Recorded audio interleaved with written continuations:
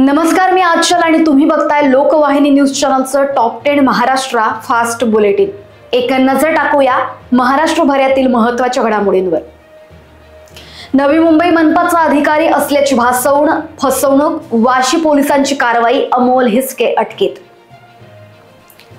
अमरावती वलगाव चांदूर बाजार महामार्गावरील शिराडा शेतशिवारात अज्ञात युवकाची निर्घृण हत्या, शरीरावर शस्त्राचे घाव आणि पेट्रोल टाकून जाळल्याची भीषण घटना।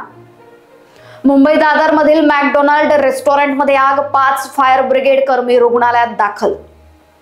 उद्धव ठाकरे म्हणाले, महाराष्ट्र सरकारकडे शक्तीपीठ एक्सप्रेससाठी 86,000 कोटी रुपये आहेत, पण पिकांच्या नुकसानग्रस्त शेतकऱ्यांसाठी निधी नाही। एक्सप्रेसवर नव्हे तर शेतकऱ्यांच्या न्यायासाठी पैसे द्यावे।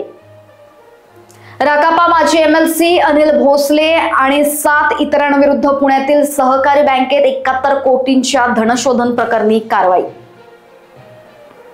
खासदार महोत्सवाला गालबोट, गडकरी प्रमुख पाहुणे असताना स्टेजवर 2 महिला पोस्टमास्टरमध्ये धक्काबुक्की आणि शाब्दिक खटके। गणपतीपुळेतील खोल समुद्रात 3 जण गेले आणि 26 वर्षीय तरुणाचा मृत्यू, उर्वरित दोघांचा जीव वाचला। घटनास्थळी पोलीस आणि बचाव पथक पोहोचले।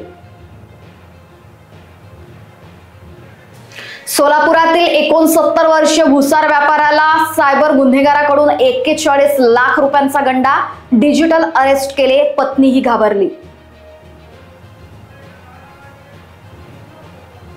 अखेर बावनकुळेंच्या खात्याला जाग, फक्त 500 रुपये स्टॅम्प ड्युटी भरणारा पार्थ पवारांच्या कंपनीला 41 कोटींची नोटीस।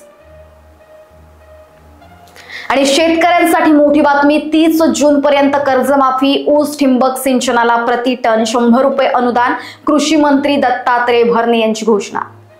आणि यासह इतर घडामोडींसाठी बघत रहा लोकवाहिनी न्यूज चॅनल। नमस्कार।